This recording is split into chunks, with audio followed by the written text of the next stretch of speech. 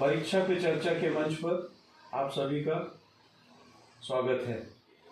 आप सभी जानते हैं कि हमारे यशस्वी प्रधानमंत्री नरेंद्र मोदी जी ने 2018-19 से परीक्षा पे चर्चा ये कार्यक्रम की शुरुआत की थी।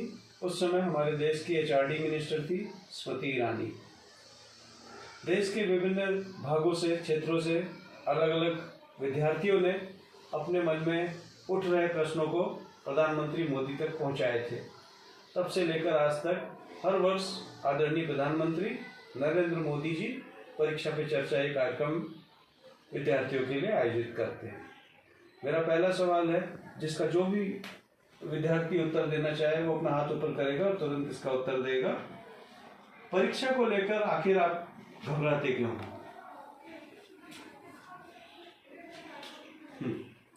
क्योंकि कुछ लोगों का पढ़ाई पे कंसंट्रेशन नहीं होता है, अच्छे से वो पढ़ाई नहीं कर सकते। तो अगर वो पढ़ाई नहीं करेंगे तो पेपर में लिखेंगे ना, इसी बात से वो घबराते हैं। बोर्ड की परीक्षा है 10th की, कोई नई बात नहीं है क्या? इसके पहले आपने पहली से लेकर कक्षा 9वीं तक परीक्षा नहीं दी है ना?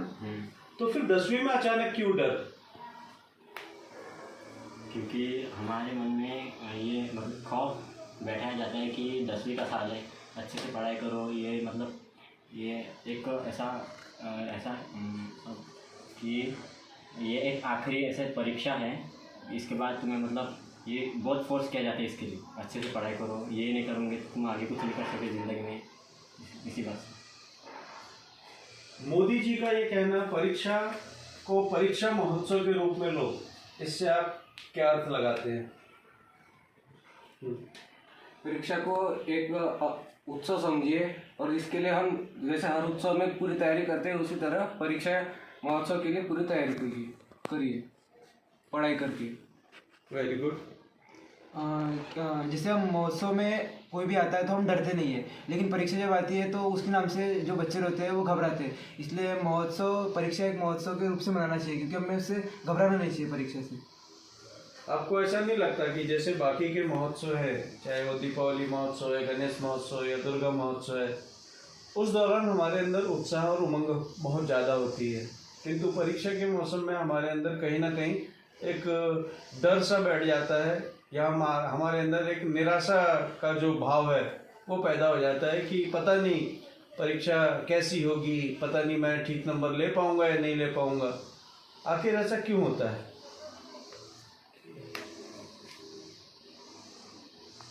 तैयारी करते हैं, दीप महोत्सव बनाते हैं तो आपके मन में डर नहीं रहता है, आप अपनी हैसियत से अपने घर की सारी तैयारी करते हैं। तो परीक्षा में भी आप इसी तरीके से अपनी तैयारी क्यों नहीं करते?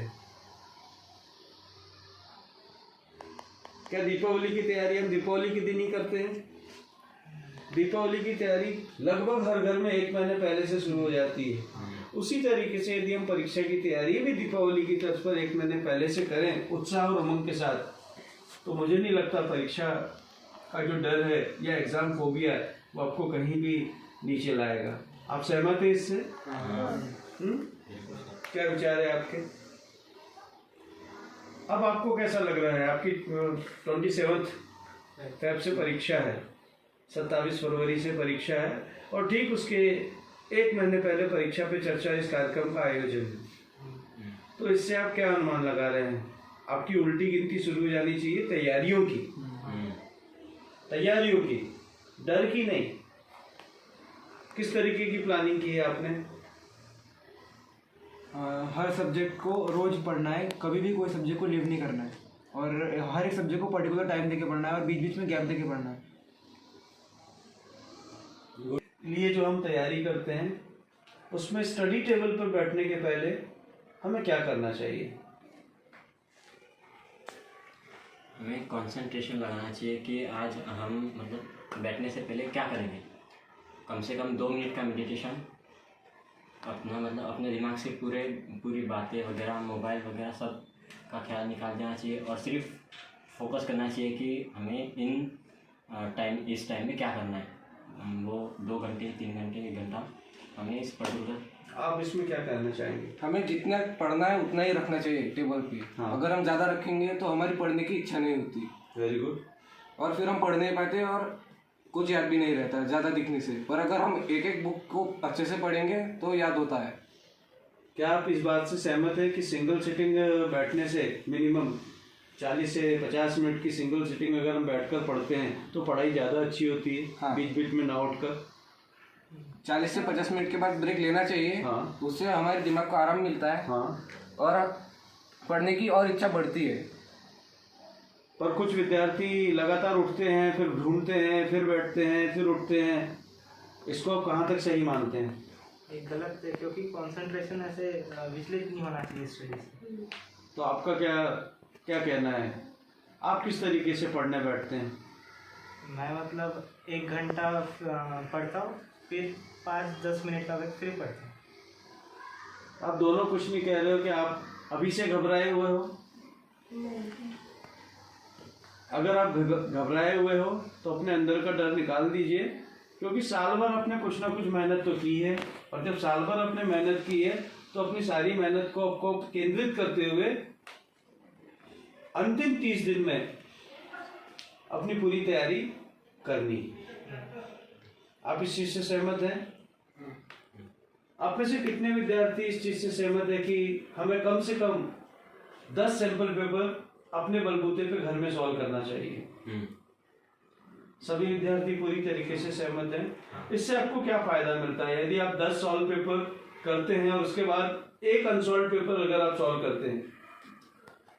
हमें एक क्वेश्चन का आइडिया हो जाता है कि ऐसे रिलेटेड क्वेश्चन आ सकते हैं, और हम मतलब जैसे हम उस क्वेश्चन को अच्छे से मतलब समझेंगे। ऐसे रिलेटेड क्वेश्चन आएंगे, मतलब आगे चल के ऐसे बोर्ड में आ सकते हैं, हमें इसकी आदत हो जाएगी अगर 10 हम करेंगे।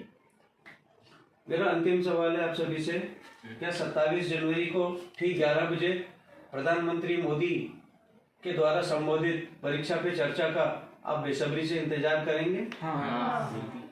धन्यवाद। आप सभी को बहुत बहुत बधाइयाँ, शुभकामनाएं।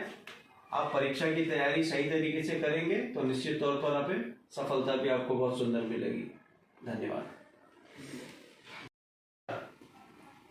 आज के इस प्लेटफॉर्म पर अरविंद इंडो पब्लिक स्कूल की 3 छात्राएं अपने अपने विचार व्यक्त करने के लिए यहाँ उपस्थित हैं।